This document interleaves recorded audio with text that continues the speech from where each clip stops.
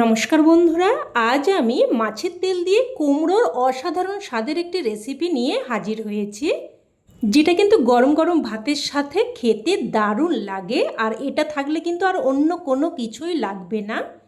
সমস্ত ভাত এই একটা পদ দিয়েই চেটেপুটে খাওয়া হয়ে যাবে। আর অনেকেই আছেন কিন্তু মাছের তেল খেতে চান না গন্ধের জন্য, তবে আজ আমি যেভাবে রান্না করব বা যেভাবে মাছের তেল পরিষ্কার করব, তাতে করে কিন্তু একটুও গন্ধ লাগবে না। তো প্রথমেই আমি এখানে কিন্তু একটা বেশ বড় সাইজের মাছের তেল নিয়েছি।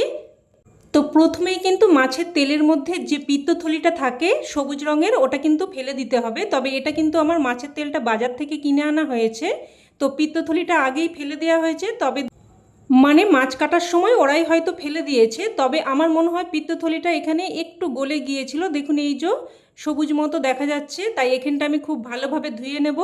আর দেখুন এই যে একদম কালো মতো এই যে নালিগুলো আছে, এটা কিন্তু আমি বাদ দিয়ে দিচ্ছি। আর মাছের তেলের মধ্যে যে নালিগুলো থাকে সেগুলো যদি একদম কালো হয় অবশ্যই ফেলে দেবেন।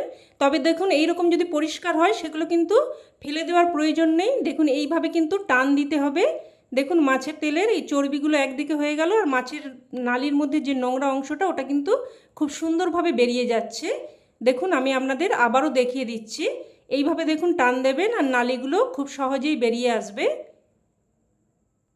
আর এই মাছের তেলটা যেহেতু বড় মাছের তেল, তাই কিন্তু চর্বিটা অনেকটাই বেশি আছে আর নালিগুলো কিন্তু খুব বেশি নেই।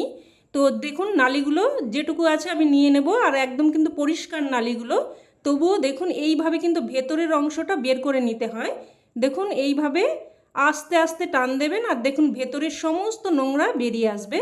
দেখুন খুব সহজেই কিন্তু সমস্ত নোংরা বেরিয়ে গেল।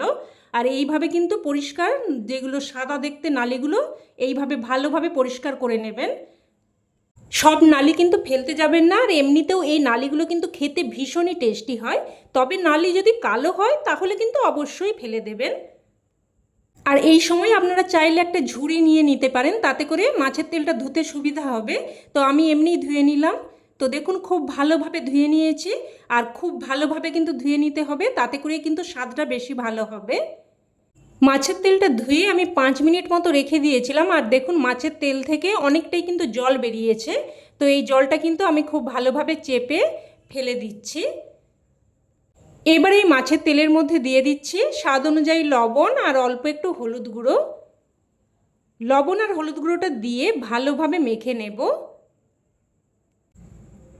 ভালোভাবে মেখে নিয়ে এবার এটাকে 10 মিনিট মতো রেখে দিচ্ছি। আর এই সময় আমি কুমড়োটা কেটে নেব। তো দেখুন এখানে কিন্তু আমি প্রায় 500 গ্রাম মতো কুমড়ো নিয়েছি। এবার কুমড়োর খোসা দেখুন এইভাবে আমি হালকা মতো করে ছাড়িয়ে নিয়েছি, একদম কিন্তু খুব বেশি খোসাটা ছাড়াইনি। এইভাবে একটু খোসা রেখে দিলে কিন্তু কুমড়ো একদম গলে তরকারির সাথে মিশে যাবে না। তো দেখুন কুমড়োটাকে আমি এই রকম ছোট ছোট টুকরো করে কেটে নিচ্ছি। তো সমস্ত কুমড়োটাই আমি কেটে নিয়েছি। এবার এগুলোকে খুব ভালোভাবে ধুয়ে নেব। তো দেখুন কুমড়োটা আমি খুব ভালোভাবে ধুয়ে নিয়েছি। আর এখানে আমি কিন্তু দুটো ছোট সাইজের আলুকে ঠিক কুমড়োর মতো করেই কেটে নিয়েছি। আর আলুটাকেও আমি ভালোভাবে ধুয়ে নিয়েছি। তো ওইগুলোকে এক সাইডে রেখে দিয়ে এবার গ্যাস অন করে কড়াই বসিয়ে আমি একদমই ছোট চামচের 1 চামচ মতো তেল দিয়ে দিয়েছি। একদমই কিন্তু সামান্য একটুই তেল দেবেন। তো তেলটাকে ভালোভাবে গরম করে নিয়ে এবার মেখে রাখা মাছের তেলটা দিয়ে দিলাম। আর মাছের তেলটাকে আপনারা যদি বেশিক্ষণ লবণ আর হলুদ দিয়ে মেখে রাখেন তাহলে কিন্তু তেলটা ভাজার সময় খুব বেশি ছিটে আসবে না, খুব বেশি ফাটবে না। তো প্রথমে মাছের তেলটাকে নাড়াচাড়া করে মিশিয়ে নিয়ে এইভাবে 2-3 মিনিট মতো রেখে দিলাম। তো 2-3 মিনিট পর দেখুন উল্টে পাল্টে দিচ্ছি। মাছের তেলটা দেখুন বেশ কিন্তু অনেকটাই ভাজা হয়েছে, তবে এখনও কিন্তু পুরোপুরি ভাজা হয়নি। আর এই সময় মাছের তেলটা কিন্তু ছিটে আসে, তাই কিন্তু আমি ঢাকনা দিয়ে দিয়ে মাছের তেলটাকে আবারও 3 থেকে 4 মিনিট মতো ভেজে নিয়েছি। আর এইভাবে একটু ঢাকনা আড়াল করে নাড়াচাড়া করে নিচ্ছি। আর মাছের তেলটা ছিটে আসলে এইভাবে একটু ঢাকনা আড়াল দিয়ে নাড়াচাড়া করে নেবেন। তো দেখুন মাছের তেলটা কিন্তু আমার ভাজা হয়ে গেছে। আর এর থেকে কিন্তু বেশি ভাজা চলবে না, কারণ মাছের তেলটা নামানোর পরেও দেখবেন এর কুকিং প্রসেসটা কিন্তু অনেকক্ষণ অবধি চলতে থাকে। তাই এই সময় কিন্তু মাছের তেলটা নামিয়ে নিতে হবে। তো মাছের তেলটা নামিয়ে নিয়েছি। দেখুন এর কুকিং প্রসেসটা কিন্তু এখনও চলছে। তো আমি এটাকে এক সাইডে রেখে দিলাম। এবার আমি কড়াইটা কিন্তু একটু ভালোভাবে মুছে নিয়েছি। মুছে নিয়ে আবারও আমি অল্প একটু 1 চামচ মতো সর্ষের তেল দিয়ে দিলাম। মাছের তেলটা ভেজে নিয়ে তারপর কড়াইটা একটু পরিষ্কার করে নিয়ে রান্নাটা করবেন, তাতে করে দেখবেন রান্নাটা খেতে বেশি ভালো লাগবে। আর ওই তেলের মধ্যে যদি রান্নাটা করা হয় তাতে করে কিন্তু তরকারিটা অনেক বেশি গন্ধ লাগবে। তো এখানে আমি তেলের মধ্যে 5 ফোড়ন, একটা শুকনো লঙ্কা আর একটা তেজপাতা দিয়ে একটু ভেজে নিয়ে তারপর কেটে ধুয়ে রাখা কুমড়ো আর আলু দিয়ে দিলাম। আর তেলটা কিন্তু অবশ্যই অল্প একটুই দেবেন, কারণ যেহেতু পরে মাছের তেল দেয়া হবে। তো সবজিটা নাড়াচাড়া করে ভালোভাবে মিশিয়ে নিয়ে এবার মিডিয়াম ফ্লেমে একটা ঢাকনা দিয়ে দিয়ে প্রায় 3 থেকে 4 মিনিট মতো ভেজে নেব। আর এই সময় আমি একটা মশলা তৈরি করে নেব। তো একটা পাত্রের মধ্যে নিয়ে নিলাম 1/2 চামচ মতো সাদা কালো সর্ষে, ছোটো চামচের 1/2 চামচ, আর নিয়ে নিলাম 1/2 চামচ গোটা জিরে। মশলাটা কিন্তু অল্প একটুই লাগবে। আর দিয়ে দিলাম 2টো কাঁচা লঙ্কা, তবে ঝালটা কিন্তু অবশ্যই আপনারা আপনাদের স্বাদ অনুযায়ী দিয়ে দেবেন। তো এবার আমি মশলাটাকে বেটে নিয়েছি। এবার এদিকে কিন্তু ঢাকনা দিয়ে 3 থেকে 4 মিনিট মতো কুমড়ো আর আলুটাকে ভেজে নিয়েছি।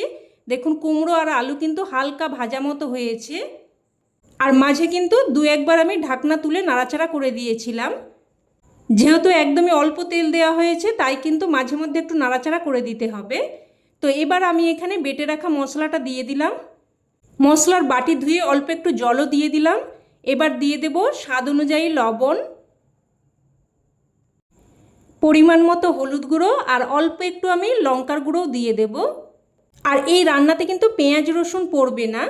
বন্ধুরা, আমাদের গ্রামের শীতলা পুজোতে মাকে কিন্তু অন্নভোগ দেয়া হয়, আর এই মাছের তেলের এই দারুণ রেসিপিটা কিন্তু করা হয়। তাই পেঁয়াজ রসুন ছাড়াই কিন্তু এই রান্নাটা হয়। আর খেতে এতটা টেস্টি হয় আপনাদের কি বলবো, আপনারা একবার বানিয়ে দেখবেন তাহলেই বুঝতে পারবেন। তো সব কিছু নাড়াচাড়া করে মিশিয়ে নিয়ে আমি ঢাকনা দিয়ে মশলাটাকে কিন্তু প্রায় 2 থেকে 3 মিনিট মতো কষিয়ে নিয়েছি। এবার আমি এখানে দিয়ে দিচ্ছি একটা মিডিয়াম সাইজের কুচানো টমেটো। আর ঠিক এই পর্যায়ে এবার আমি মাছের তেলটা দিয়ে দেব। আমার এখানে কিন্তু বেশ অনেকটাই মাছের তেল আছে, তো আমি কিন্তু পুরো মাছের তেলটা এই রান্নাতে ব্যবহার করব না। আমি অর্ধেকের বেশি মাছের তেল দিয়ে দেব, আর কিছুটা আমি রেখে দেব। এটা কিন্তু গরম ভাতের সাথে মেখে খেতে বেশ লাগে, তো এটা আমি রেখে দিচ্ছি। এবার সব কিছু ভালোভাবে নাড়াচাড়া করে মিশিয়ে নেব। আর প্রায় কিন্তু মিনিট 2-3 মতো এইভাবে নাড়াচাড়া করে মশলাটাকে কষিয়ে নেব। বন্ধুরা, আপনাদের কাছে একটা অনুরোধ, অবশ্যই কিন্তু এইভাবে একবার এই রান্নাটা বানিয়ে দেখবেন। তো প্রায় মিনিট 2-3 মতো নাড়াচাড়া করে নিয়ে এবার একটা ঢাকনা দিয়ে লো টু মিডিয়াম ফ্লেমে প্রায় 4 থেকে 5 মিনিট মতো রান্না করে নেব। আর এই সময় আমি একটা মশলা তৈরি করে নেব। তো একটা তড়কা প্যানের মধ্যে আমি নিয়ে নিলাম 1/2 চামচ মতো সাদা কালো সর্ষে, 1/2 চামচ গোটা জিরে আর 1/2 চামচ গোটা মৌরি। আর তবে সব কিছুই কিন্তু আমি ছোটো চামচের মাপে নিয়েছি। এবার গ্যাসের ফ্লেমটাকে অন করে এগুলোকে নাড়াচাড়া করে ভেজে নেব। একটুক্ষণ নাড়াচাড়া করার পরেই দেখবেন, দেখুন মশলা কিন্তু চিটপিট করে ফুটতে শুরু করেছে। তো এবার আমি একটু নাড়াচাড়া করে এটাকে সাথে সাথেই কিন্তু নামিয়ে নিতে হবে, না হলে কিন্তু মশলা পুরো ফ্লেভার নষ্ট হয়ে যাবে।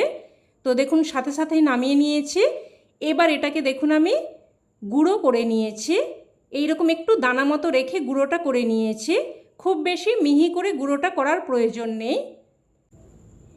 এবার এদিকে কিন্তু লো টু মিডিয়াম ফ্লেমে প্রায় 4 থেকে 5 মিনিট মতো রান্না করে নিয়েছি।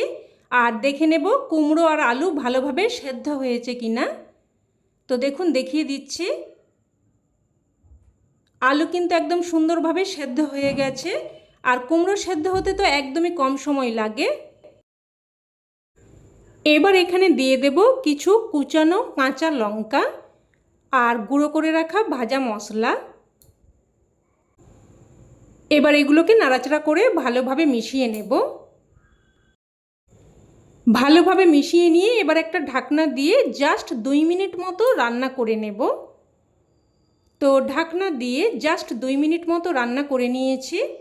এবার এখানে সামান্য একটু চিনি দিয়ে দিচ্ছি, এতে করে স্বাদটা সুন্দরভাবে ব্যালেন্স হবে, খেতেও কিন্তু খুবই ভালো লাগবে। তবে আপনারা রান্নাতে যদি একদমই মিষ্টি অপছন্দ করেন সেক্ষেত্রে কিন্তু চিনিটা বাদ দিয়েও রান্নাটা করতে পারেন। তো এবার এখানে সবশেষে দিয়ে দিলাম কিছু কুচানো ধনেপাতা। কুচানো ধনেপাতাটা দিয়ে ভালোভাবে মিশিয়ে নেব। আর দেখুন বন্ধুরা, দেখতে কতটা সুন্দর হয়েছে, একদম কিন্তু এইরকম মাখো মাখো হবে। তো কুচানো ধনেপাতাটা দিয়ে মিশিয়ে নিয়ে এবার গ্যাসের ফ্লেম বন্ধ করে একটা ঢাকনা দিয়ে স্ট্যান্ডিং টাইমে রেখে দিলেই রান্না কিন্তু একদম তৈরি। এবার এটা গরম গরম ভাতের সাথে পরিবেশন করুন, খেতে কিন্তু জাস্ট ফাটাফাটি লাগে। তবে আমার কথাই নয়, অবশ্যই আপনারাও এইভাবে একবার বানিয়ে দেখুন, আর আমার বিশ্বাস আপনাদেরও খেয়ে খুবই ভালো লাগবে। তো রেসিপি কেমন লাগলো অবশ্যই কমেন্টে জানাবেন, আর ভালো লেগে থাকলে প্লিজ একটা লাইক দিয়ে দেবেন, আর চাইলে অন্যান্য বন্ধুবান্ধবদের সাথে শেয়ারও করতে পারেন। আর চ্যানেলের নতুন বন্ধু হয়ে থাকলে চ্যানেলটি অবশ্যই করে সাবস্ক্রাইব করে নেবেন। তো আজ এই অবধি, আবারও অন্য কোনো রেসিপিতে দেখা হবে। ততক্ষণে সকলে ভালো থাকবেন, সুস্থ থাকবেন, আর সকলকে অসংখ্য ধন্যবাদ।